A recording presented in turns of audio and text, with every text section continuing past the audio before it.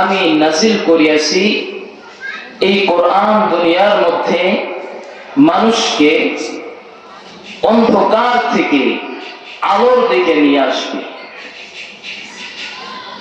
কেমন অন্ধকার? মানুষ যখনই গুমরাহির মধ্যে চলে যাবে, মানুষ যখনই আল্লাহ ভীরুর থেকে দূরে সরে শয়তানকে অনুসরণ করবে, অনুকরণ করবে, সেই ভুল থেকে মানুষদেরকে যেন আল্লাহ এই কোরআনের মাধ্যমে আলোর পথ অর্থাৎ সঠিক পথের দিকে আনতে পারে। এই জন্য এই কোরআনকে আল্লাহ রব্বুল আলামিন এই দুনিয়ার মধ্যে পাঠাইছেন। দুনিয়ার মধ্যে অসংখ্য অগণিত কিতাব আছে, কিন্তু এই প্রতিটা কিতাবের মধ্যে কোথাও না কোথাও কিছু না কিছু ভুল থাকে।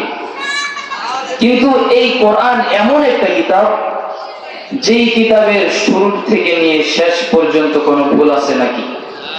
কোনো ভুল নাই।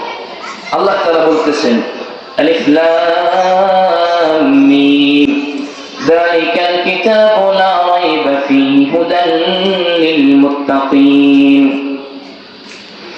এই কিতাব এমন একটা কিতাব, এই কিতাব যিনি পাঠাইছেন তিনি বলতেছেন, যালিকাল কিতাবু লা রাইবা ফীহি হুদাল লিল মুত্তাকিন।